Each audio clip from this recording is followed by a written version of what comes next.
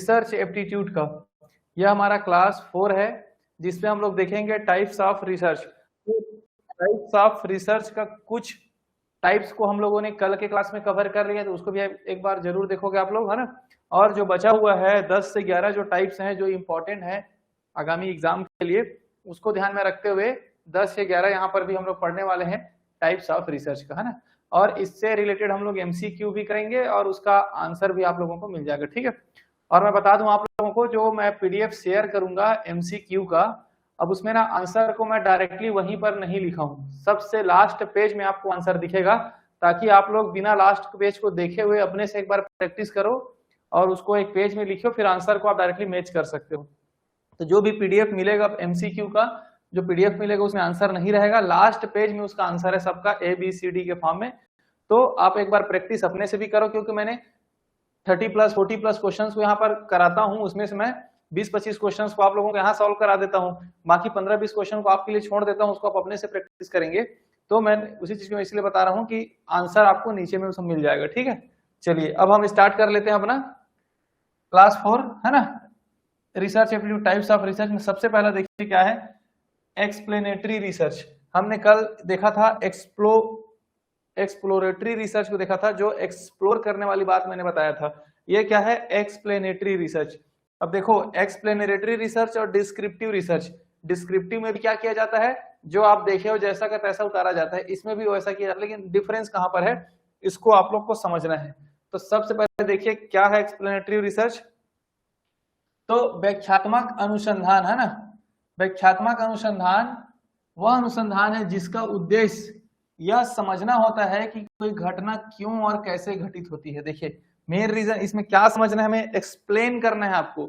Explain में क्या करना है, क्यों हुआ और कैसे हुआ किसी घटना के बारे में। इस चीज को याद रखें, घटना का वर्णन करना नहीं, वर्णन नहीं करता है, बल्कि उसके कारण और प्रभाव के संबंधों की व्याख्या करता है। और मैं बता दूं, अगर आप देखोगे घटना का वर्णन कौन करता है, तो ये होता है डिस्क्रिप्टिव रिसर्च। क्या होता है, डिस्क्रिप्टिव रिसर्च, जो हम लोगों ने कल पढ़ा, ठीक है। तो एक चीज को नोट डाउन कर लो कि किसी घटना का वर्णन जैसा कि तैसा कौन करता है, डिस्क्रिप्टिव रिसर्च। लेकिन यहां पर क्या है, घटना का वर्णन नहीं करता है, क्या जानने की कोशिश करता है, कारण और उसके इफेक्ट, कॉज इफेक्ट को संबंधी ये व्याख्या करता है, क्यों हुआ कैसे हुआ इस पे फोकस करता है और उसको फिर ये व्याख्या करता है, ठीक है। इस चीज को आप याद रखोगे, एक लाइन में मैंने समझा दिया यहाँ पर, इस चीज को आप भूलना नहीं। अब एडवांटेज देख लो इसका। एडवांटेज क्या है, घटनाओं के कारण का स्पष्ट करता है, अभी हम लोगों ने देखा कारण और क्यों हुआ, है ना। प्रभाव को बताता है, मतलब किसी घटना के कारण को स्पष्ट करेगा, नीति निर्माण में सहायक करेगा। अब कारण आपको पता चल गया तो उसके आधार पे आप उसे कुछ नीति बनाना है, कुछ रूल्स रेगुलेशंस बनाने हैं, तो आप पॉलिसीज बना सकते हो। भविष्यवाणी करने में उपयोगी है भाई, आपको किसी घटना का अगर कारण पता चल गया तो आप भविष्य में उस चीज को नहीं करोगे ना, ताकि वो घटना ना घटे, तो भविष्यवाणी हो गया। और सिद्धांतों के विकास में भी सहायक हो गया है, मतलब कहीं पर कुछ समस्या है, अगर उसका हमें कारण पता चल गया, उसका प्रभाव पता चल गया, कितना इफेक्ट हुआ है, उसके आधार पे हम क्या कर सकते हैं, सिद्धांत बना सकते हैं, कुछ डेवलपमेंट थ्योरीज का डेवलपमेंट हम कर सकते हैं। तो ये उसका क्या हो गया, एडवांटेज। अब डिसएडवांटेज आप देख लीजिए क्या है इसका, वास्तविक कारण, है ना, वास्तविक कारण प्रभाव संबंध स्थापित कठिन हो सकता है। अब आपको कुछ भी अगर घटना घटा है, मान लो मैं जैसे बोल रहा हूँ किसी गांव में पानी की समस्या है, तो क्या आप ऐसा नहीं है कि एक ही बार आप जाओगे और सब चीजों को वहां समझ पाओ, आप एक दो कारण को बता पाओगे, लेकिन वास्तविक हर एक चीज को कवर कर पाना थोड़ा कठिन हो जाता है। मतलब एग्जैक्ट कारण को ढूंढना भी उतना आसान नहीं है, किसी भी घटना की बात हो, कुछ ना कुछ बहुत सारे उसके और फैक्टर्स होते हैं जिस पे डिपेंड करता है। तो 100% हम कारण को यहाँ पे पता नहीं कर पाते हैं। समय एवं संसाधन की आवश्यकता तो लगेगी ही, विश्वसनीय आंकड़ों की आवश्यकता भी होती है। अगर आप कारण, आपको सही तरीके से उसके कारण को पता करना है, तो आपको आंकड़े भी चाहिए, आपको डाटा भी चाहिए, ऐसा डाटा चाहिए जिसपे विश्वास किया जा सके। और अन्य चर जैसे कि कंपाउंडिंग वेरिएबल्स परिणामों को प्रभावित कर सकते हैं, मतलब बहुत सारे अलग अलग जो फैक्टर्स हैं वो आपको समझ में आ रहा है ना। वेरिएबल्स का मतलब क्या होता है, बहुत बार आ रहा होगा, तो वेरिएबल्स आपको लग रहा होगा क्या चीज है। जैसे मैंने बोला, अगर ए से अगर बी क्यों घटित हुआ, है ना, बी को जानना है कि बी क्यों हुआ, तो उसका कारण क्या है, ए है, तो ये भी एक वेरिएबल है, ये भी एक वेरिएबल है। ए क्या है, इंडिपेंडेंट वेरिएबल, मतलब स्वतंत्र है, बी को घटना, ए को हम चेंज करेंगे तो बी घटित होगा ही होगा। तो किसी पे अगर वो डिपेंड है तो वो डिपेंडेंट वेरिएबल्स, ठीक है, और जो डिपेंड नहीं है किसी पे, जो चेंज हो सकता है टाइम के साथ में, परिस्थिति के साथ में जो परिवर्तन होते रहता है, वो कहलाता है इंडिपेंडेंट वेरिएबल, स्वतंत्र चर। तो इस चीज को भी आप याद रखेंगे। एग्जांपल में आप देख लीजिए, ऑनलाइन शिक्षा प्राप्त करने वाले विद्यार्थियों के अंक कक्षा में पढ़ने वाले विद्यार्थियों से कम क्यों आते हैं। देखो क्यों आ गया, क्यों वर्ड। भाई ऑनलाइन पद्धति में शिक्षा प्राप्त करने वाले विद्यार्थियों के अंक कक्षा में आकर के पढ़ने वाले विद्यार्थियों से अंक क्यों कम आ गए। तो क्यों आ गए, क्यों पता कर रहे हैं। स्नातकों में बेरोजगारी क्यों बढ़ रही है, जो ग्रेजुएटेड है उनकी बेरोजगारी क्यों बढ़ रही थी, एक कारण हो गया आपका। तो क्यों और कैसे को पता करने का काम एक्सप्लेनेटरी रिसर्च में किया जाता है। इस अब समझ में आ गया होगा आप लोगों को। चलते हैं आगे। अब देखिए हिस्टोरिकल रिसर्च, क्लियर ही है, नाम से ही पता चल रहा है हिस्ट्री से रिलेटेड है। ऐतिहासिक रिसर्च, ऐतिहासिक अनुसंधान का अर्थ है कि प्रामाणिक ऐतिहासिक स्रोत। किससे, प्रामाणिक ऐतिहासिक स्रोत जो प्रमाणित है, मतलब लिखा ना, देखिए ऑथेंटिक हिस्टोरिकल सोर्स, ऑथेंटिक है जो प्रमाणित है, के आधार पर अतीत की घटनाओं का व्यवस्थित अध्ययन करना, तथ्यों की सत्यता स्थापित करना तथा उनके महत्व की व्याख्या करना। तो जो हमारे पास स्रोत है, जो हमारे पास बुक्स हैं, रिसर्च पेपर्स हैं, आप देखोगे बहुत सारे ऐसे ऐसे स्मारक है ना, मंदिर है, वहां से हम एज अ प्रमाणिक उसको स्रोत लेकर के अपना जब रिसर्च करते हैं, बहुत सारी घटनाओं को समझने की कोशिश करते हैं। आप देखे होंगे है ना कि इतने साल पहले ऐसा हुआ होगा, मुगल के द्वारा शासन किया गया होगा, यहाँ पर बौद्ध धर्म का विस्तार रहा होगा, यहाँ पे जैन धर्म का विस्तार रहा होगा। हम ऐसा बोल देते हैं, क्यों बोल देते हैं, हम कुछ चीजों को, घटना को देखते हैं। जैसे सिरपुर एरिया में अगर बात करोगे आप, तो बौद्ध धर्म से संबंधित है ऐसा बोला जाता है सिरपुर में, है ना। तो वहां पर जब खुदाई हुआ है, जो मंदिर है उनको आप देखोगे तो एक अंदाजा लगाया जाता है कि हाँ इस प्रकार से अगर यहाँ पर बना हुआ है कोई भी चीजें जो बौद्ध धर्म से संबंधित, बौद्ध विहार है ना, ये सब चीजें जब देखते हैं तो हमें पता चलता है कि ऐसा उस टाइम का रहा होगा, इस टाइम बौद्ध धर्म वाले यहाँ आए रहे होंगे। तो अतीत की घटनाओं का व्यवस्थित अध्ययन करना क्या कहलाता है आपको, हिस्टोरिकल रिसर्च कहलाता है। लेकिन किस आधार पे हो, प्रामाणिक स्रोतों के आधार पे। तो इसमें ऐतिहासिक साक्ष्यों का संग्रह किया जाता है, सत्यापन किया जाता है, विश्लेषण एवं व्याख्या की जाती है, ताकि वर्तमान को समझा जा सके तथा भविष्य के लिए उपयोगी निष्कर्ष निकाला जा सके। तो वर्तमान और भविष्य के लिए जो अतीत में घटना घट चुका है उसका यूज करते हुए हम रिसर्च करते हैं, वो कहलाता है आपका हिस्टोरिकल रिसर्च। ठीक है, अब याद रखेंगे, कुछ स्रोत तो चाहिए ना हिस्ट्री के लिए। चलते हैं आगे, एडवांटेज देख लेते हैं। तो अतीत की घटनाओं को सही ढंग से समझने में सहायता करता है हिस्टोरिकल रिसर्च। वर्तमान समस्याओं को ऐतिहासिक दृष्टि से समझने में, है ना, हिस्ट्री के दृष्टि से समझने में भी सहायता करता है।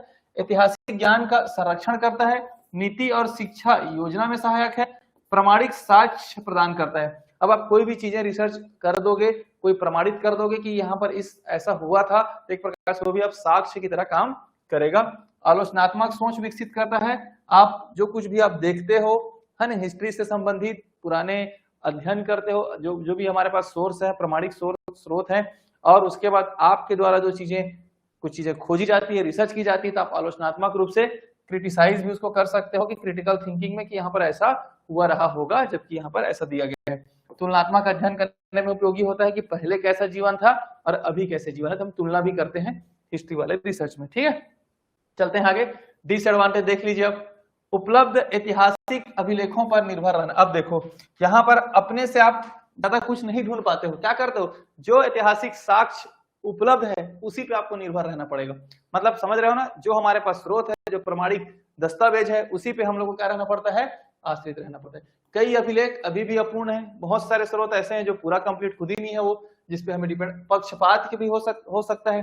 बोला ना, अगर शोधकर्ता को अगर हम थोड़ा भी फ्रीडम देते हैं, स्वतंत्रता देते हैं, तो अपना ओपिनियन, अपना अनुभव, अपना एक्सपीरियंस, इन सब को यूज करेगा वो। तो अगर वो यूज करेगा तो वो पक्षपात होने का चांसेस बढ़ जाता है, क्योंकि उसका थॉट प्रोसेस कैसा है ये तो आप जान ही रहे, सबको सेपरेट होता है ना।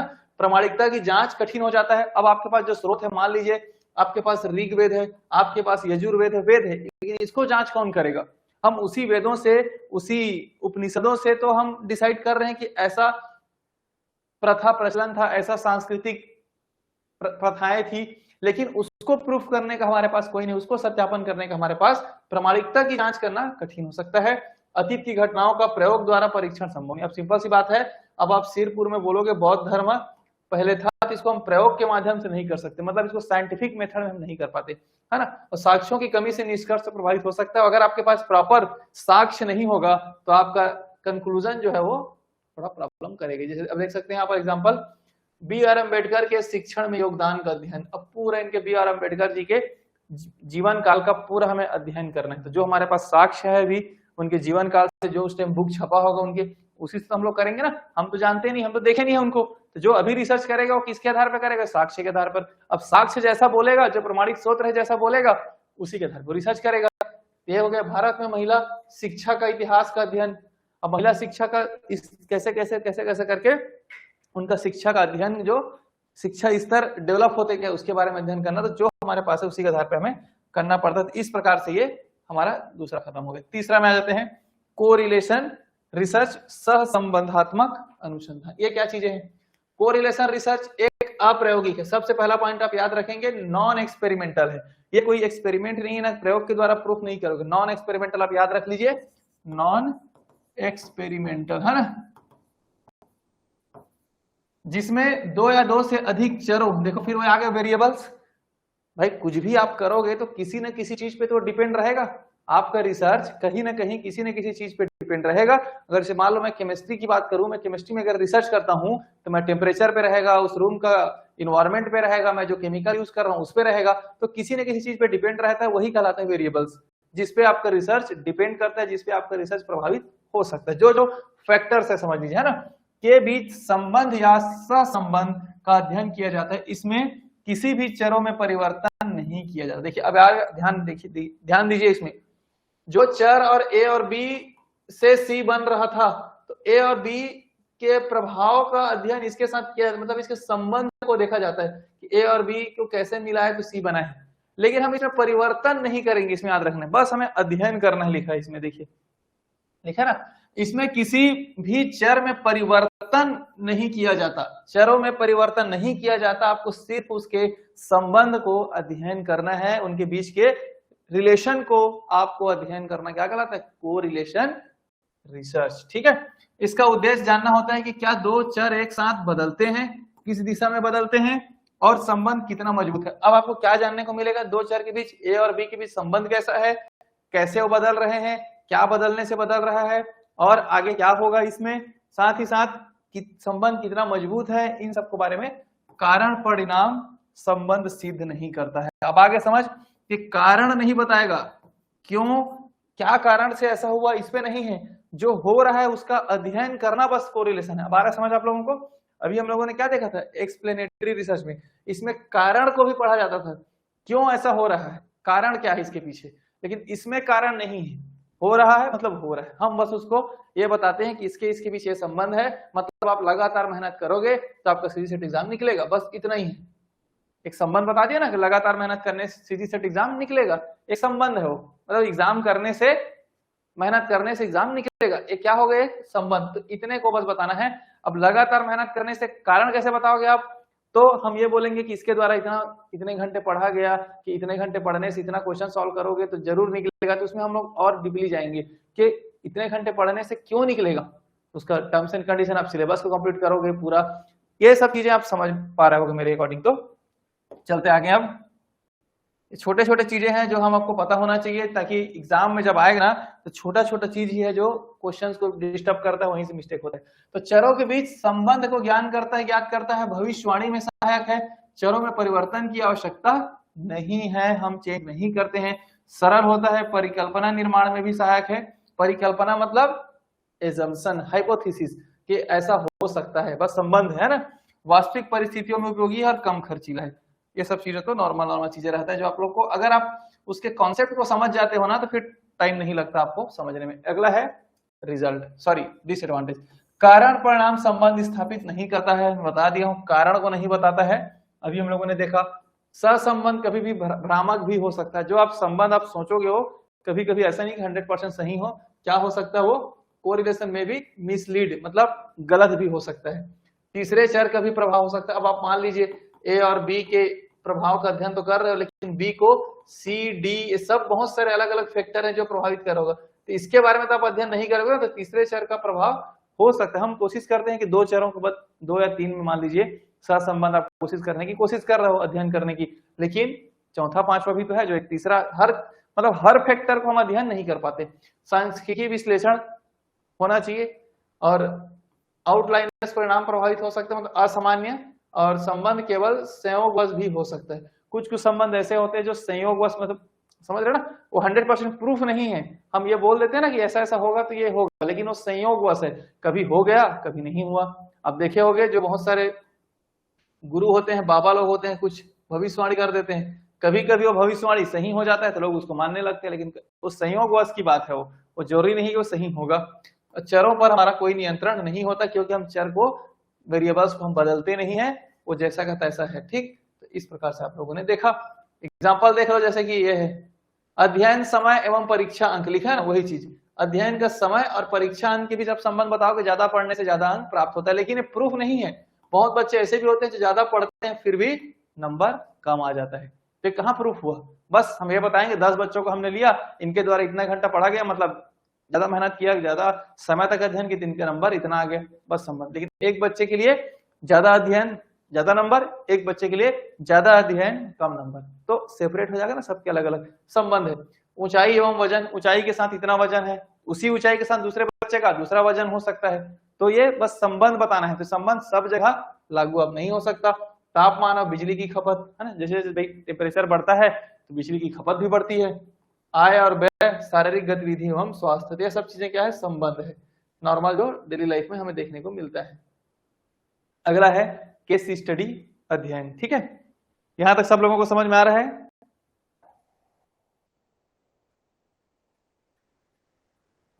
चलिए आगे चलते हैं, केस स्टडी रिसर्च। अब ये क्या है देख लीजिए, सबको पता है केस स्टडीज, लेकिन थोड़ा हम इस चीज को अपना अगर कॉन्सेप्ट को क्लियर कर लिए रहेंगे ना कि केस स्टडीज क्या होता है, आपको बहुत आसानी से समझ में आ जाएगा।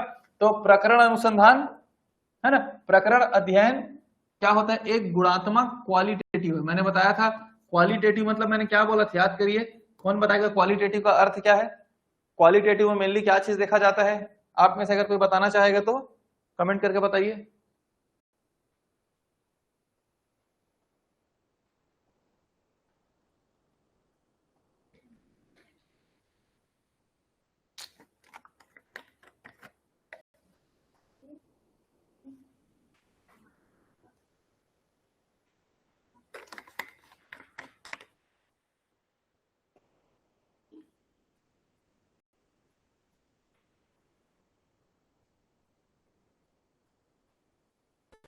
क्वालिटेटिव में हम लोग क्या देखते हैं?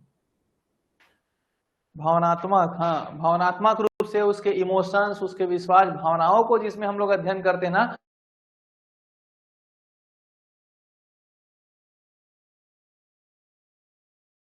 है। ठीक है, आगे चलते हैं हम। प्रकरण अध्ययन दिख रहा है ना सभी लोगों को, है ना? प्रकरण अनुसंधान यहाँ पर थे ना, देखिए क्या होता है, एक गुणात्मक एवं इन डेप्थ अनुसंधान पद्धति है। इन डेप्थ मतलब अंदर तक, है ना, जिसमें किसी एक व्यक्ति, समूह, संस्था, संगठन, घटना या समुदाय का वास्तविक परिस्थितियों में विस्तृत एवं गहराई से अध्ययन किया जाता है। तो किसी एक घटना का, किसी एक व्यक्ति के बारे में, किसी एक समूह के बारे में, ग्रुप के बारे में जब हम गहराई से अध्ययन करते हैं ना, वो आता है केस स्टडीज कहलाता है। देखते हैं आगे। प्रकरण अध्ययन अनुसंधान का अर्थ है कि किसी एक विशिष्ट प्रकरण का गहन एवं विस्तृत अध्ययन करना, ताकि उसकी विशेषताओं, समस्या, कारण, परिणामों को समझा जा सके। अब केस स्टडीज का अर्थ यही हो गया कि आपको एक केस दिया गया है ना, उसको जा करके पूरा डिटेल में आप उसके बारे में पढ़ के आइए, ये हो क्यों रहा है, समस्या क्या है, कारण क्या है, रिजल्ट क्या है, परिणाम क्या है, हर एक चीज को ये कहलाता है। आप इसमें एक साथ 3-4 केस स्टडीज नहीं करोगे, फिक्स है, किसी एक केस में आपको जाना है, चाहे वो एक व्यक्ति के लिए हो, एक ग्रुप के लिए हो, एक संगठन के लिए हो, इस प्रकार से आप इसको समझ सकते हो। ठीक है, एडवांटेज देख लीजिए, विस्तृत जानकारी प्रदान करता है। सिंपल सी बात है, आप एक ही चीज का पूरा डिटेल में अगर अध्ययन करोगे तो आपको जानकारी विस्तृत मिलेगी। जटिल परिस्थितियों को समझने में, अब आप एक चीज पे फोकस करोगे तो जटिल से जटिल, कठिन से कठिन चीजें आप फाइंड कर लोगे, ठीक है। हेल्प अंडरस्टैंड कॉम्प्लेक्स सिचुएशन, अनेक स्रोतों का उपयोग। अब आप क्या करोगे, जब केस स्टडीज करोगे तो आपको बहुत सारी चीजें, नया चीज जानने को मिलेगी, या बहुत सारे स्रोत का उपयोग करके उस चीजों को समझने की कोशिश करोगे, है ना। यूजेस मल्टीपल डाटा सोर्स, नई परिकल्पनाओं का विकास करोगे। और लचीला है, लचीला क्यों है, फिर वही चीजें, लचीला मैंने बोला था फ्लेक्सिबल, और फ्लेक्सिबल मतलब इसमें चेंज हो सकता है। क्यों चेंज हो सकता है, क्योंकि जो केस स्टडीज करने वाला जो रिसर्चर है वो थोड़ा ना थोड़ा बहुत अपना कुछ ना कुछ उसमें डालेगा। आ रहा है समझ। अब वही आ जाएगा बाकी में, देखना डिसएडवांटेज में वही चीज आ जाएगा। निष्कर्षों का सामान्यीकरण कठिन है, सिंपल सी बात है, मैंने बोला ना, एक व्यक्ति पे अगर आप केस स्टडीज करो तो क्या बाकी व्यक्तियों पे भी इसको लागू करोगे, नहीं कर सकते, है ना। तो वो चीजें हैं। दूसरा चीज, समय अधिक लगता है, आपको जाकर डिटेल में उसकी समस्या, हर एक चीज, हर एक पॉइंट ऑफ व्यू को आप पढ़ने की कोशिश करो, समय तो लगेगा ही। शोधकर्ता, देखो आगे ना, पक्षपात, पक्षपात कब आएगा, बायसनेस कब आएगा, जब हम थोड़ा बहुत भी उनको छोड़ देंगे रिसर्चर को। तो आप इस चीज को, इसी आधार पे आप सोचिए कि क्या रिसर्चर अपने मन से कुछ कर सकता है, हाँ कर सकता है, मतलब पक्षपात वहां पर आ जाएगा। डेटा का विश्लेषण करना कठिन है, नमूना छोटा है। नमूना छोटा कहने का मतलब है जो आप सैंपल लिए हो, मतलब जहां पर आप रिसर्च कर रहे हो छोटा छोटा एरिया होता है। आप एक व्यक्ति पे कर रहे हो, इतने बड़े भारत देश में कितना छोटा है वो। आप एक ग्रुप पे कर रहे हो, एक संगठन पे कर रहे हो, पूरे जिले पे तो नहीं कर रहे हो, पूरे एक बड़े लेवल पे करोगे तो अलग रिसर्च होता है, ठीक है। पुनरावृत्ति कठिन होता है, ठीक, और व्यक्तिगत परिणामों को प्रभावित कर सकता है, तो मैं पहले बता चुका हूं। जहां पे थोड़ा बहुत भी छूट मिलेगा, ये एग्जाम्पल देख लीजिए। एक बच्चे की अधिगम कठिनाइयों का गहन अध्ययन करना, कोई बच्चा जो वीक कमजोर है उसके बारे में डिटेल जानकारी लेना क्या कहलाता है, केस स्टडी से। एक बच्चा आगे ना, एक सफल प्रचार के नेतृत्व की शैली का अध्ययन करना, एक सफल कंपनी के व्यवसायिक रणनीति का विश्लेषण करना, मतलब एक एक हो गया, यहाँ पर स्पेसिफिक हो गया, तब वो केस स्टडीज कहलाता है। आगे होगा समझ, स्पीड में चलते हैं।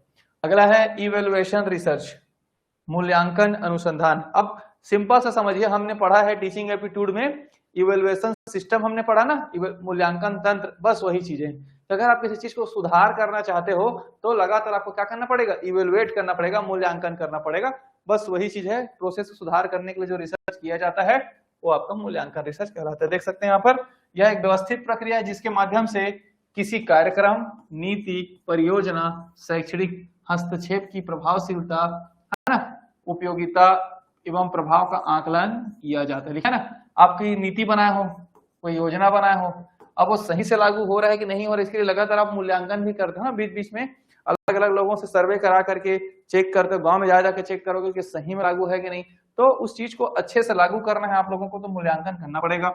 इसका उपयोग निर्णय लेने के लिए किया जाता है कि किसी कार्यक्रम को जारी रखा जाए, संशोधित किया जाए या फिर समाप्त कर दिया जाए।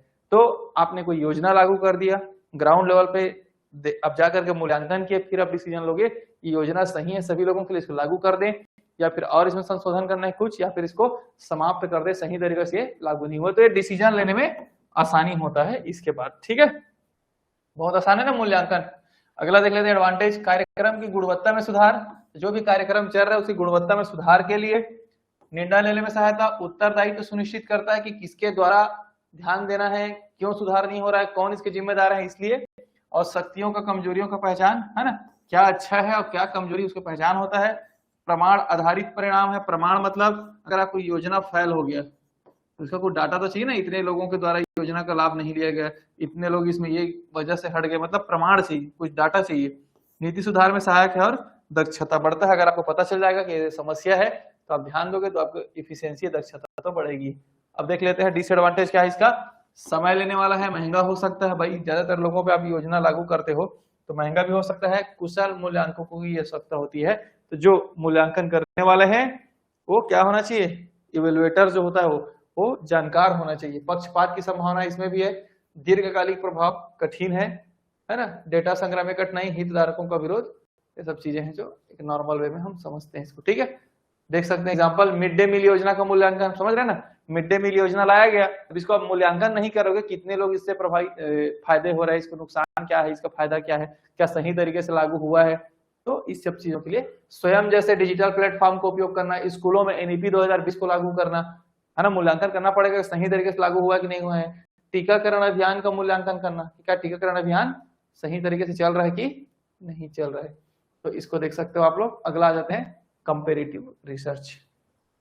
नाम से ही क्लियर है, कंपेरेटिव रिसर्च, तुलनात्मक रिसर्च। हमें किसी न किसी में से हमें तुलना करना होगा। देख सकते हो क्या लिखा है यहाँ पर, देखो, वह अनुसंधान पद्धति जिसमें दो या दो से अधिक समूहों, स्थितियों, संस्थानों, प्रणालियों की तुलना करके समानताएं एवं भिन्नताएं ज्ञात किया जाता है। तो दो या दो से अधिक प्रकार के, चाहे वो संस्था मतलब कोई है ना, क्या देखिए यहाँ पे इंग्लिश में देख लीजिए, इंस्टीट्यूशन है, सिचुएशन है, system of identity, similarities and differences. तो हमें उसके सिमिलर क्या क्या है दो चीजों में, और चाहे दो संस्था हो, जैसे स्कूल, दो स्कूल की बात करेंगे, दो कॉलेज की बात करेंगे, कोई दो गवर्नमेंट के विभाग की बात करेंगे, तो कुछ उसमें भिन्नताएं हैं, कुछ समानताएं हैं, उनको बारे में जानकारी एकत्रित करना ही क्या है, सुझाव नहीं देना है, क्या क्या है बस वही है।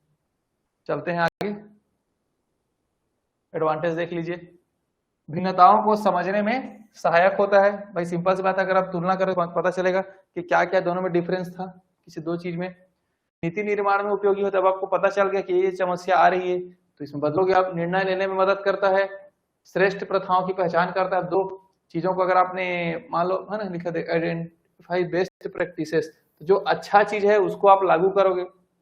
सरल अनुसंधान पद्धति है, मौजूदा डेटा का उपयोग कर सकते हैं, बड़े स्तर पर भी ये संभव हो सकता है। दो गांव का कंपैरिजन कर लिए, दो जिले का कंपैरिजन कर लिए, दो राज्य का कंपैरिजन कर लिए, बोलते हैं ना कि ये राज्य में साक्षरता दर ज्यादा है दूसरे राज्य से। अब ज्यादा है तो क्यों ज्यादा है, उसके बाद हम काम करते हैं। पहले हमने तुलना कर दिया, तुलना करने के बाद जाकर वहां रिसर्च करेंगे और डिटेल में कि क्यों ऐसा हो रहा है, तो उसके हिसाब से हम अपने स्टेट में भी सुधार करेंगे।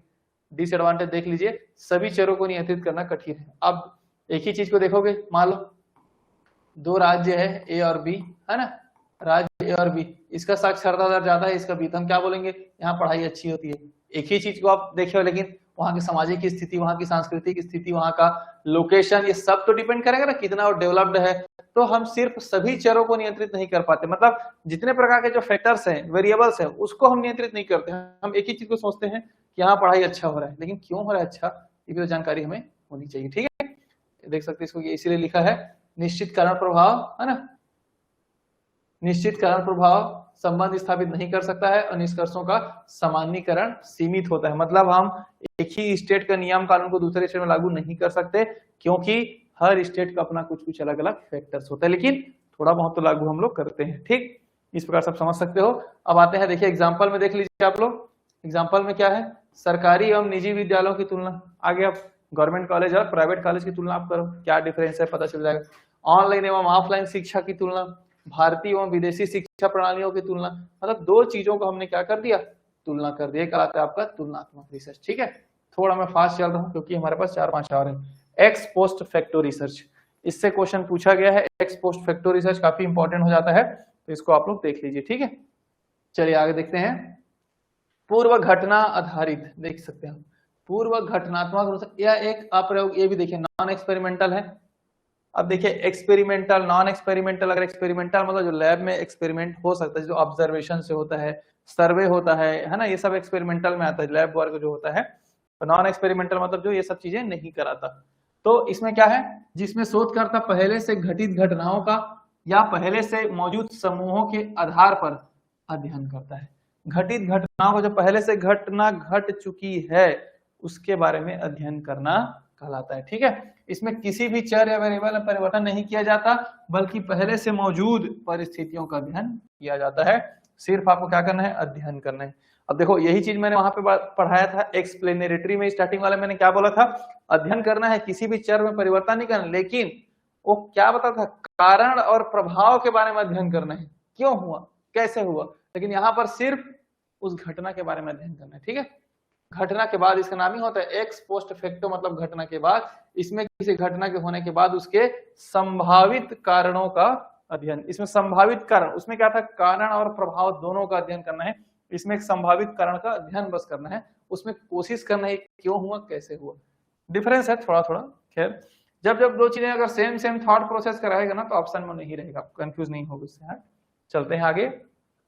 एडवांटेज में क्या है, जब प्रयोग संभव ना हो तब उपयोगी है। कब हम करेंगे इसको, जहां पर प्रयोग नहीं हो सकता वहां पर भी ये हो जाएगा। समय और लागत की बचत होगी, प्रायोगिक कार्य करोगे तो ज्यादा समय लगता है। वास्तविक परिस्थितियों का अध्ययन कर सकते हो।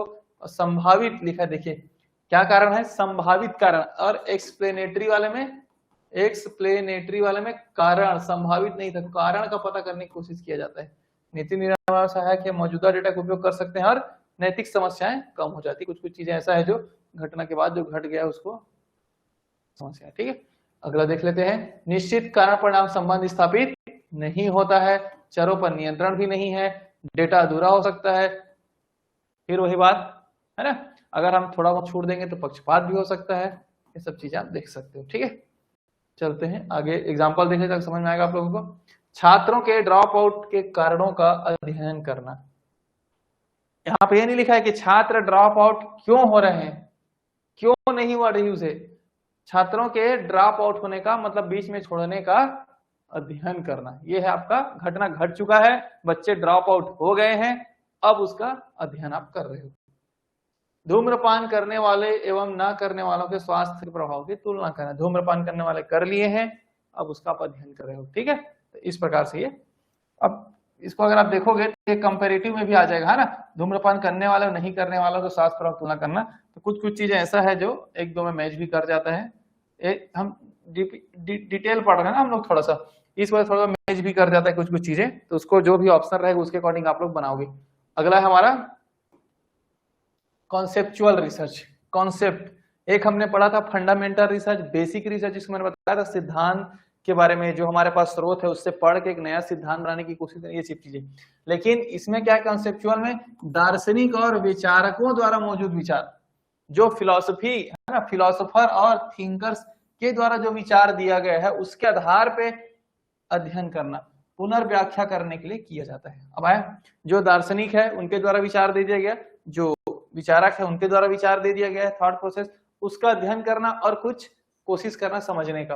हालांकि कुछ शोधकर्ता व्यवसाय या बाजार की घटनाओं का भी अध्ययन करने के लिए वैचारिक ढांचे का उपयोग करता है, लेकिन मेन आप याद रखेंगे दार्शनिक और विचारकों के विचारों का अध्ययन करना, जो मौजूदा विचार का। ठीक है, इस प्रकार के शोध में प्रयोग का संचालन शामिल नहीं होता है। अब इसमें आप प्रयोग तो कोई करोगे नहीं, मतलब ये भी एक्सपेरिमेंटल नहीं होगा। क्यों? क्योंकि दार्शनिक लोगों का सोच है, थिंकर्स का सोच है, अमूर्त है, ये एब्स्ट्रैक्ट इन नेचर है, जो है वो वही है ना।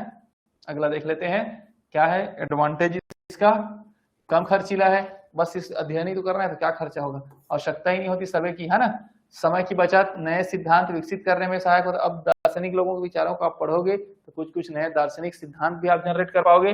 नीति निर्माण में सहायक होता है ना, बहुत सारे दार्शनिक लोगों के द्वारा बोला गया चीजें, बहुत सारी चीजें सही भी है, तो नीति निर्माण में सहायक होता है। नवाचार एवं रचनात्मक सोच को बढ़ावा देता है और अनुभवजन्य शोध को दिशा प्रदान करता है। तो इंपेरिकल रिसर्च को एक हेल्प करता है रिसर्च को आगे बढ़ाने में। अगला आते हैं डिसएडवांटेज, वास्तविक डेटा द्वारा सत्यापन नहीं किया जाता है। कैसे? जो दार्शनिक ने बोल दिया है तो क्या उसका सत्यापन कौन करेगा?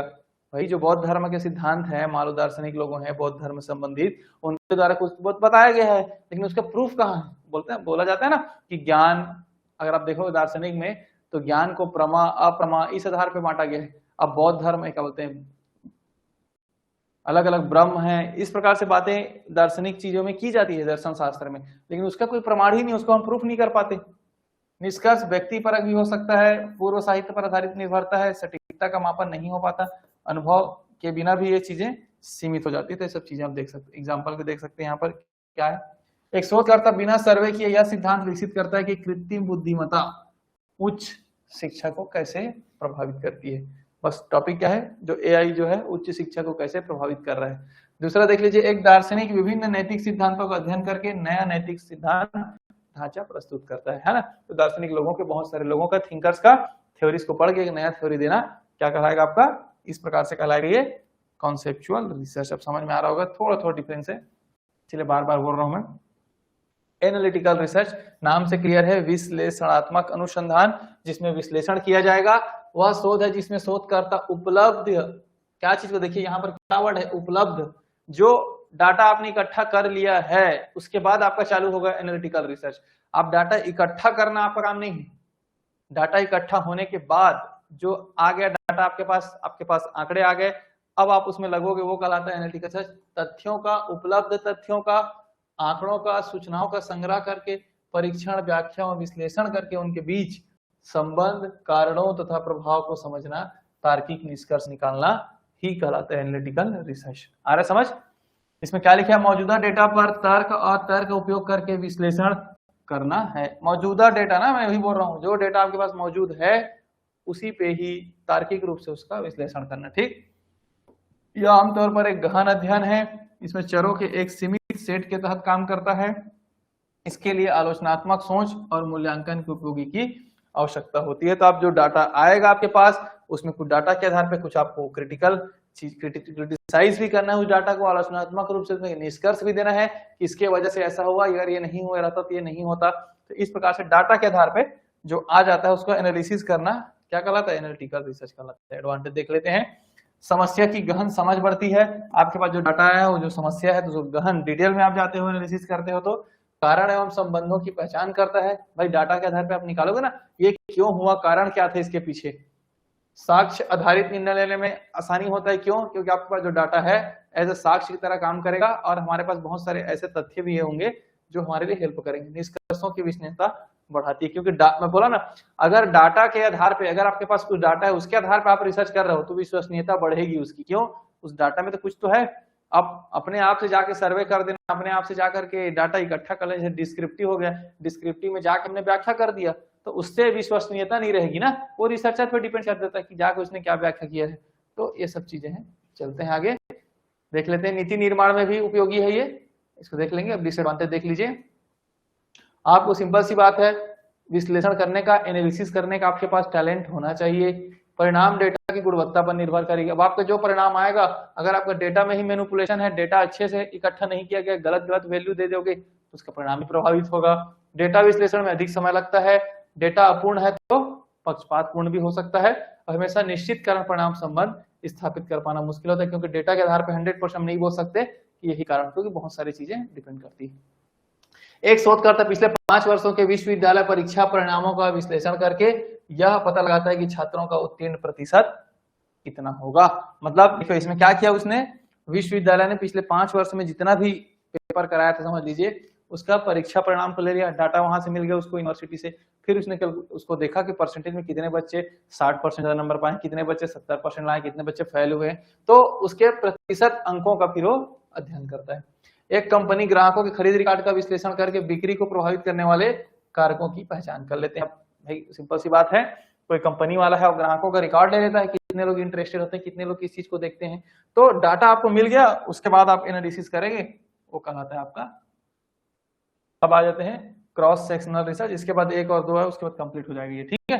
Cross sectional research, cross sectional अनुसंधान एक ऐसा शोध डिजाइन है जिसमें एक ही समय पर, देखिए, सिंगल पॉइंट इन टाइम पर विभिन्न व्यक्तियों, समूहों, जनसंख्या से डेटा एकत्र किया जाता है। केस स्टडी में क्या होता था, एक ही व्यक्ति, एक ही समूह पे बात हम करते थे, लेकिन क्रॉस सेक्शनल में क्रॉस मतलब वही चीजें है ना, कि एक ही समय में, मान लो आप गांव में गए हो, 2-3 लोग चले गए रिसर्च करने के लिए, अलग अलग व्यक्तियों से अलग अलग जानकारी आप लेके आ रहे हो, मतलब एक ही समय में सब चीजें चल रही है। इसका उद्देश्य है किसी विषय की वर्तमान स्थिति, विशेषताओं, व्यवहार या विभिन्न जो चर है संबंधित करना। मतलब एक जो आपका प्रॉब्लम है जिसपे आप रिसर्च कर रहे हो, तो आपका टारगेट क्या रहता है, उसके मैं हर एक चीज को समझूं, उसके हर एक जो फैक्टर्स है जहां से प्रभावित हो सकता है, सब चीज को समझना है आप लोगों को, तो क्रॉस सेक्शनल रिसर्च कहलाता है। ठीक, एक ही समय में सभी चीजों को एक टाइम पे अध्ययन करना। इसका बेनिफिट भी होगा, कम समय में पूरा किया जाता है, कम खर्चीला, बड़ी जनसंख्या पर भी लागू किया जाता है, क्योंकि ज्यादातर लोगों पे हम अध्ययन कर रहे हैं, वर्तमान स्थिति की आपको जानकारी मिल जाती है, स्वास्थ्य एवं शिक्षा संबंधी सर्वेक्षण और विभिन्न संबंधों के बीच की पहचान को भी आप आसानी, तो अच्छा चीज है ना कि हम सब डायमेंशन को हम पढ़ रहे हैं। डिसएडवांटेज देख लीजिए, कारण परिणाम 100% हम प्रूफ नहीं कर पाते, सिद्ध नहीं कर पाते हैं, हम बस क्या करें, समय के साथ होने वाले परिवर्तन का अध्ययन नहीं कर पाते। अब कुछ चीजें देखो, आज आप गांव में गए, आपने पूरे फैक्टर का अध्ययन कर लिया, लेकिन कल कुछ नया आ गया तो आपने तो आज ही सब कुछ निपटा दिया, तो आप बोलोगे कि इस गांव में ऐसा ऐसा है, लेकिन प्रॉब्लम कल आ गया।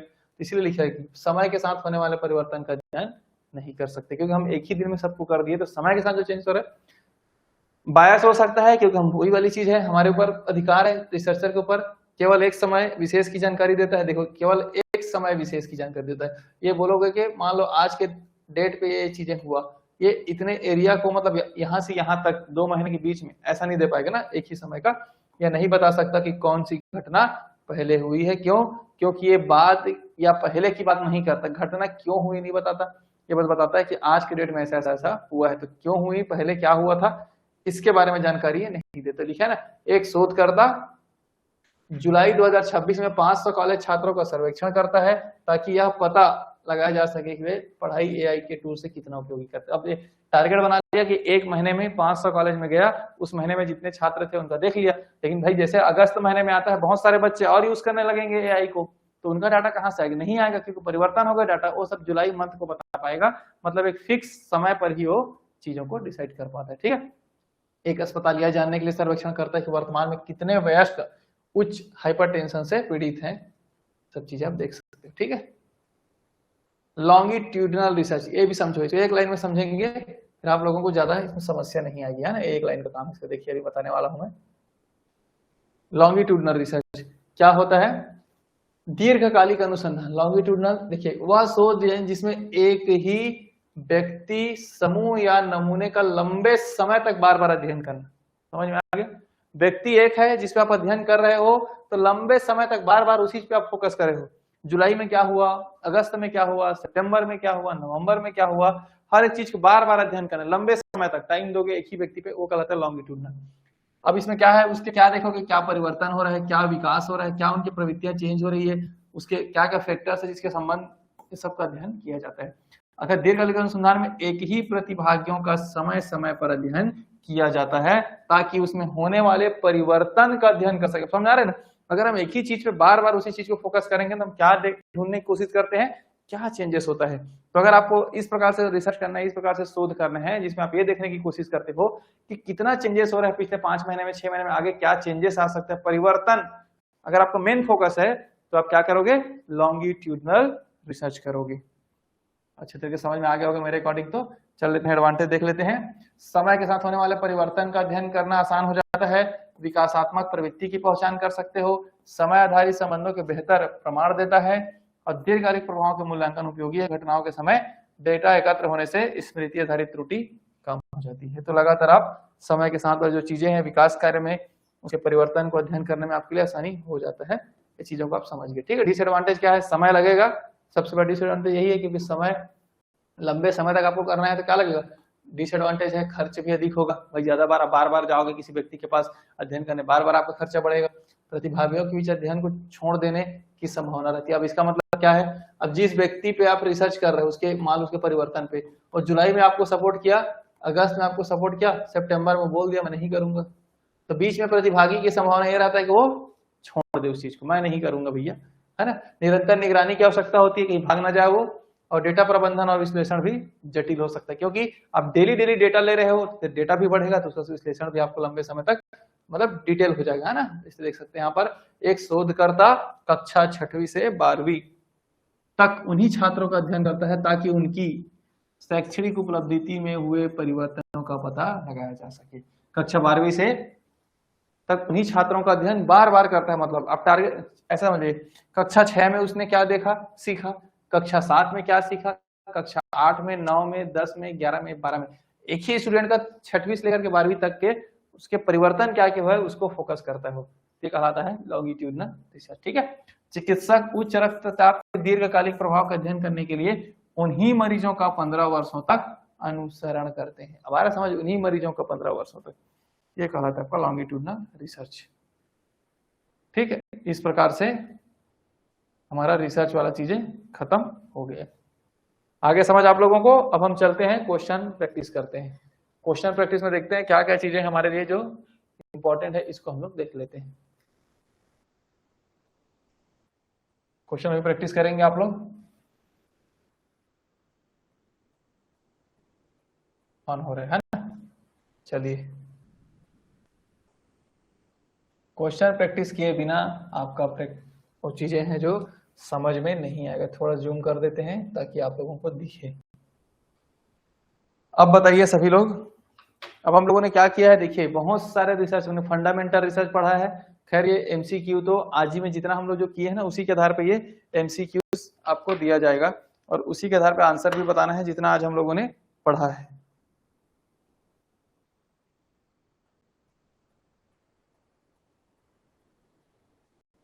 पहला का आंसर बताइए आप लोग, क्या है आंसर?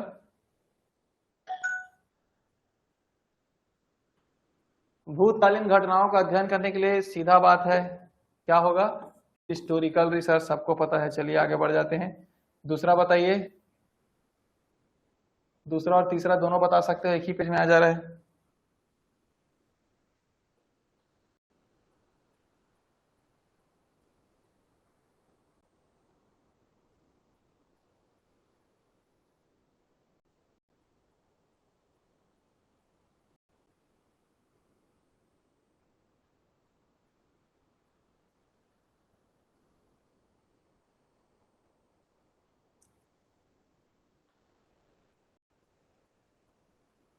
दूसरा क्या होगा, दूसरा का आंसर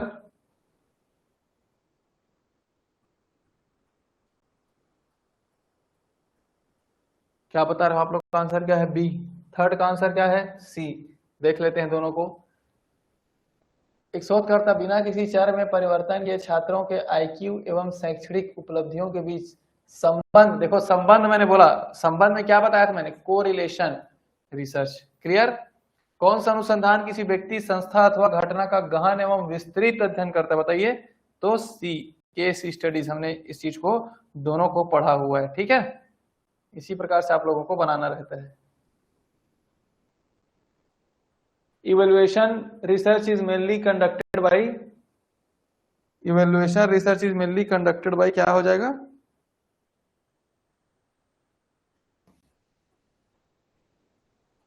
कब होता है बताओ, इवेल्युएशन कब करते हैं हम लोग, develop new theories, test historical facts, assess the effectiveness of programme.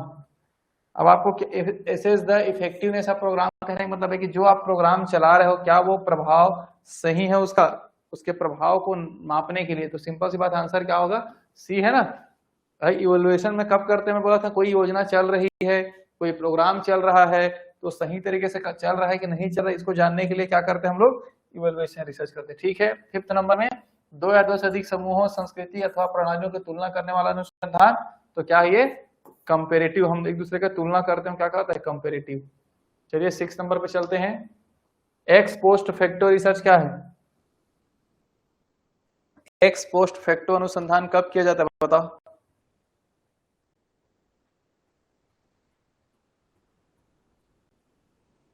थोड़ा हिंदी इंग्लिश का प्रॉब्लम हो जाता है ना, इसको कन्वर्ट करना पड़ेगा। एक्स पोस्ट फैक्टो अनुसंधान है ना, ये है देखिए, cause occurs after the effect. कौन सा नंबर है ये, 6 नंबर है ना।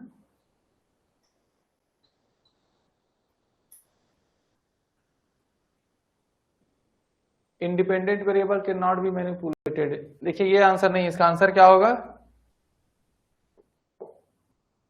Independent variable can not be manipulated होता है। एक्स पोस्ट फैक्टो रिसर्च क्या होता है, देखिए घटना के बाद चीजों का अध्ययन करना, लेकिन इसमें कोई भी वेरिएबल को हम चेंज नहीं करते, तो आंसर ये होगा ना। कॉज इफेक्ट वाला जो है वो एक्सप्लेनेटरी का था, वेरिएबल कैन बी मैनिपुलेटेड वो एक्सपेरिमेंटल का था, रेंडम असाइनमेंट इज पॉसिबल, ये अलग चीजें हैं। तो बस आंसर क्या होगा इसका, सी होगा। 6 का आंसर सी होगा ना, 6 का आंसर सी।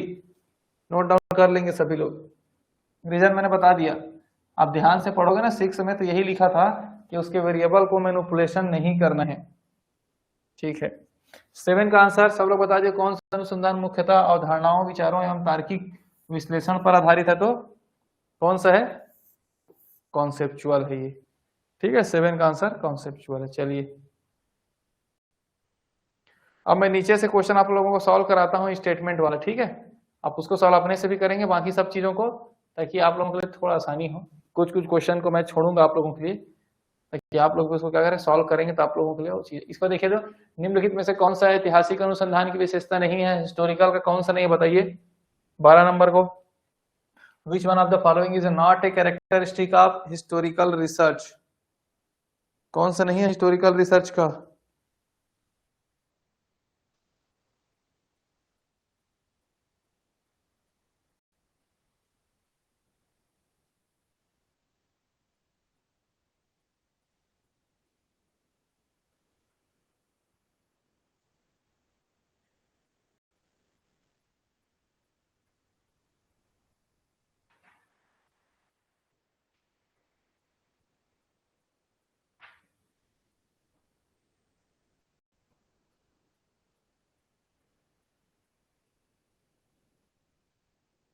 क्या आंसर है इसका बताइए आप लोग। 12 का आंसर क्या है? सी, स्वतंत्र चर में परिवर्तन करता है। गलत। हाँ, सही स्टेटमेंट क्या क्या है? प्राथमिक एवं द्वितीय स्रोतों का उपयोग करता है। अब मैं एक बार प्राथमिक द्वितीय को भी आप लोगों को बता देता हूँ। प्राथमिक द्वितीयक मतलब डाटा आप भी इकट्ठा कर सकते हो और सोर्स को भी और दूसरे का डाटा भी यूज कर सकते हो, ये भी सही है। हिस्टोरिकल रिसर्च में पास्ट का स्टडीज करना सही है। ऐतिहासिक साक्ष्यों का सत्यापन करता है, ऐतिहासिक साक्ष्यों का सत्यापन होता है, लेकिन स्वतंत्र चर में परिवर्तन कर नहीं सकते आप, मैनिपुलेशन नहीं कर सकते इसमें, है ना। मैनिपुलेशन किसमें होता है? मैनिपुलेशन होता है एक्सपेरिमेंटल रिसर्च में। इस प्रकार से देख सकते हो। ये देखिए स्टेटमेंट वाला क्वेश्चन। चलिए इसको बनाइए आप लोग। रिगार्डिंग कोरिलेशन रिसर्च के बारे में बताइए। 13 नंबर कोरिलेशन रिसर्च पे क्या होता है? पहला स्टेटमेंट क्या है? या चरों के बीच संबंध का अध्ययन करते हैं। ये तो सही स्टेटमेंट है। क्या कारण प्रभाव संबंध स्थापित करता है? स्थापित करता है क्या कारण प्रभाव संबंध? सहसंबंध धनात्मक ऋणात्मक हो सकता है, इसमें चरों में परिवर्तन नहीं किया जा सकता, ये भी सही है। डी, सभी स्टेटमेंट सही बता रहे हो। क्या इसमें मैंने बताया था ये संबंध स्थापित करता है कारण को?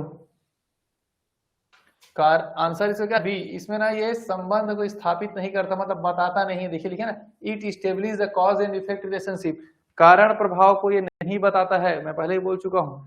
सिर्फ क्या करता है, क्या संबंध है उसको बताता है। क्यों है, कैसे है, क्यों हुआ, इस पे बात नहीं करता है कोरिलेशन। इसीलिए मैंने इस टाइप का क्वेश्चंस को लिया है, ताकि चीजें कंफ्यूजन ना हो, उस चीजों को आप लोग आराम से समझ सको। चलते हैं आगे। ये समझ में आ गया होगा 13 नंबर। चलिए 14 में और देख लीजिए। 14 तो आसान है। और चलिए बताइए इसका आंसर क्या होगा। राष्ट्रीय शिक्षा नीति लागू कर दिया गया है, उसके प्रभाव का अध्ययन करने के लिए कौन सा अनुसंधान सबसे उपयुक्त है? 14 नंबर। 14 और 15 दोनों पढ़ ले रहा हो तब तक।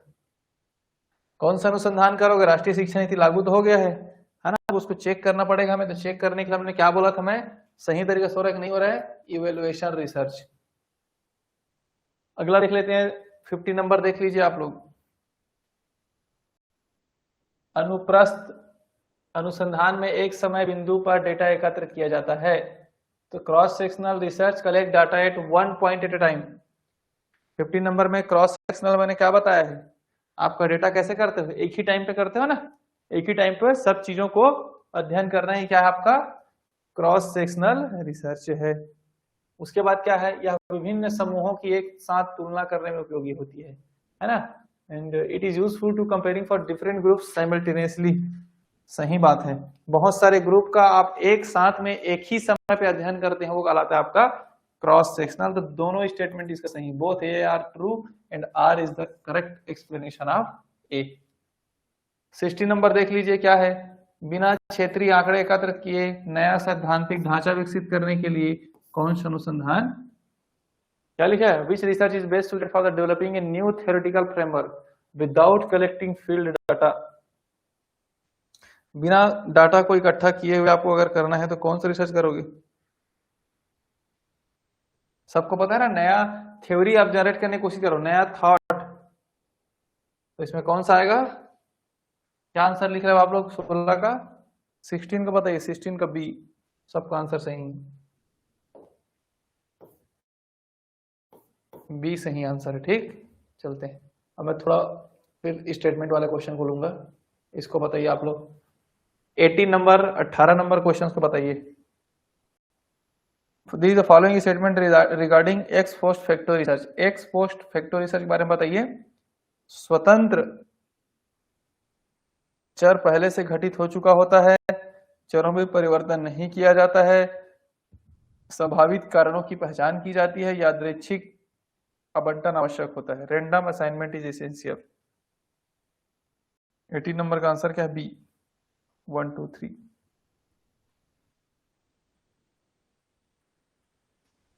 है ना, ये लाइन तो छोड़ दो आप, चौथा लाइन यादृच्छिक आवंटन नहीं होता, रैंडम असाइनमेंट नहीं होता है, क्या होता है, ये तीनों स्टेटमेंट सही है।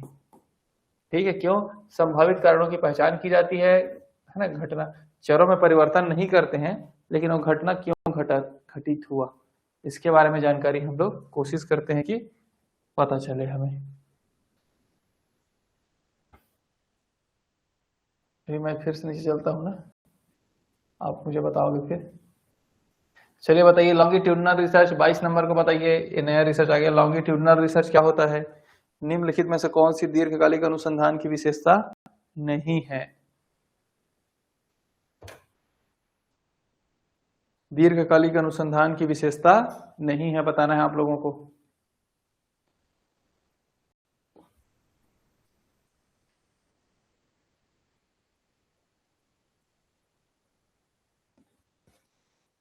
समय समय पर आंकड़े एकत्र किए जाते हैं, सही बात है। समय समय के साथ यह विकासात्मक परिवर्तनों का अध्ययन करता है। हर बार अलग अलग प्रतिभागियों को उपयोग करते, गलत, सब लोग फाइंड कर लिया है ना। प्रतिभागी तो क्या होता है, सेम होता है। हर बार अलग अलग प्रतिभागियों का अध्ययन नहीं किया जाता है, एक ही का बार बार किया जाता है। इसमें देख सकते हो कॉन्सेप्चुअल रिसर्च का आपका वो है, क्वेश्चन है। यह सिद्धांतों एवं अवधारणाओं पर आधारित होता है। It mainly depends on empirical data collection. यह मुख्यतः डाटा पर आधारित होता है। यह नया वैचारिक ढांचा विकसित करता है। इसमें तार्किक विश्लेषण महत्वपूर्ण है।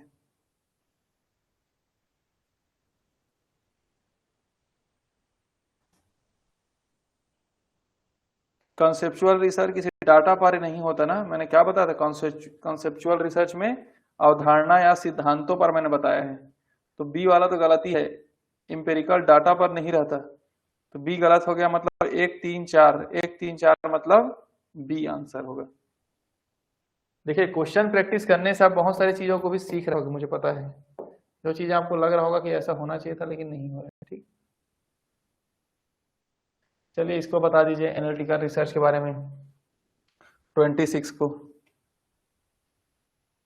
मैं बीच बीच से ही क्वेश्चन ले रहा हूँ, थोड़ा टफ क्वेश्चंस को ही ले रहा हूँ ताकि आप लोगों के लिए थोड़ा आसानी हो जाए चीजों को समझने में।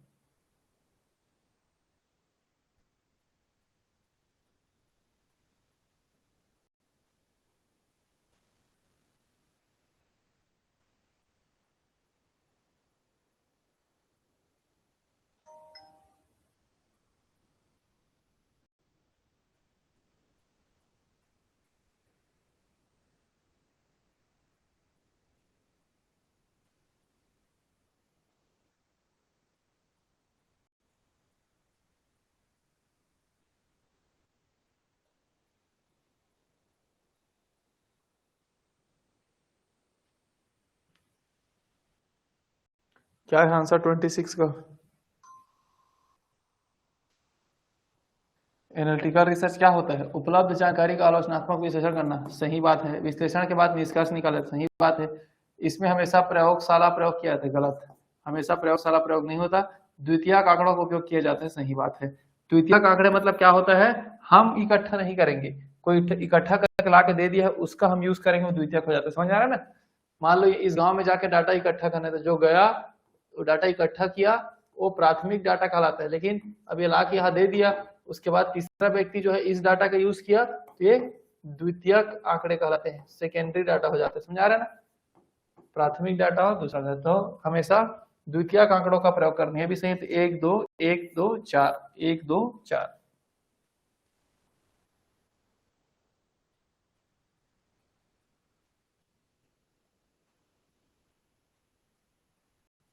हाँ, एक्सप्लेनेटरी रिसर्च को भी देख लीजिए एक बार, क्या है। रिवीजन तो ही, हम रिवीजन ही तो कर रहे हैं ना, रिवीजन जरूरी है। Question number 30। कोई भी एग्जाम अगर निकालना है तो रिवीजन आपको चाहिए, है ना। अगर आप रिवीजन नहीं करेंगे तो उतना आसानी से समझ में नहीं आएगा। चलिए बताइए, 30 का आंसर बताइए क्या है। व्याख्यात्मक अनुसंधान, एक्सप्लेनेटरी रिसर्च, यह बताता है कि संबंध क्यों मौजूद है, क्यों। घटनाओं के कारणों की भी पहचान करता है। यह केवल वर्णन तक सीमित नहीं रहता है, या केवल ऐतिहासिक अभिलेखों तक सीमित होता है? गलत। ऐतिहासिक अभिलेख तो है ही नहीं, है ना। देखिए क्यों मौजूद है बताता था, बताया मैं बताया ना, कारण के बारे में भी पढ़ते, मैं ऑलरेडी बात बोल चुका हूं आपको। कारण और प्रभाव, कारण प्रभाव के बारे में अध्ययन करने के लिए भी यूज करते हैं हम लोग। यह केवल वर्णन तक सीमित नहीं रहता, ये भी सही है, वर्णन तक नहीं रहता, ये कारण को भी बताता है। अब मैं बताया ना, वर्णन तक सीमित कौन रहता है? डिस्क्रिप्टिव। जो कल हम लोग डिस्क्रिप्टिव रिसर्च में क्या होता है, हम सिर्फ वर्णन तक रहते हैं। ये ऐतिहासिक अभिलेखों तक सीमित है, गलत। सब अभिलेख, ऐतिहासिक अभिलेख और कुछ कुछ डाटा सब पे रहता है। 1 2 3 आंसर होगा बी। देखो समझ में सब आ रहा है, हिस्टोरिकल तो बना ही लोगे, है ना। ये क्या चीज है देख लीजिए। चलो दोनों क्वेश्चन को बनाओ, फिर क्लास को एंड करूंगा मैं, है ना। फिर आप लोग जो क्वेश्चन बचा हुआ है उसको आप लोग अपने से सॉल्व करना। इसीलिए मैंने बोला है कि आंसर को नीचे दे दिया हूं मैं इस बार। क्या है? Correlation does not necessarily imply, क्या लिखे? कॉसेशन। सहसंबंध का अर्थ आवश्यक रूप से कारण प्रभाव संबंध नहीं हो रहा है। दो चरों के बीच संबंध किसी तीसरे चर का भी हो सकता है। सहसंबंध का अर्थ आवश्यक रूप से कारण प्रभाव संबंध नहीं होता है, ये भी सही स्टेटमेंट है। कारण प्रभाव तो नहीं था ना 32 में, ठीक है। दो चरों के बीच संबंध तीसरे चर के कारण भी हो सकता है, दोनों स्टेटमेंट सही है। सिंपल सी बात है, कारण प्रभाव होना जरूरी नहीं संबंध के लिए, और तीसरे चर पर प्रभावित भी होता है, इसीलिए तो कारण प्रभाव जरूरी नहीं है। क्योंकि आप दो, समझिए इसको क्या बोलना चाह रहे हैं यहाँ पर, ए और बी का संबंध आप बता रहे हो, लेकिन इसके वजह से कारण बता पाना मुश्किल है, क्योंकि कारण ए के वजह से बस नहीं हो रहा है, और बहुत सारे फैक्टर हैं जो इसमें प्रभावित करके कारण बताएगा। तो इसीलिए कोरिलेशन में सिर्फ हम संबंध बताते हैं, और तीसरे की वजह से भी कुछ परिवर्तन है संबंध में, तीसरे कारण भी हो सकता है। तो दोनों स्टेटमेंट सही है। लास्ट है 33 नंबर। एक शोधकर्ता बचपन के पोषण एवं वयस्क स्वास्थ्य के बीच संबंध का अध्ययन करता है जहां घटनाएं पहले ही घटित हो चुकी है तथा किसी चर में परिवर्तन नहीं किया जा सकता। यह उदाहरण है, बहुत आसान है ये। 33 का आंसर क्या हो जाएगा?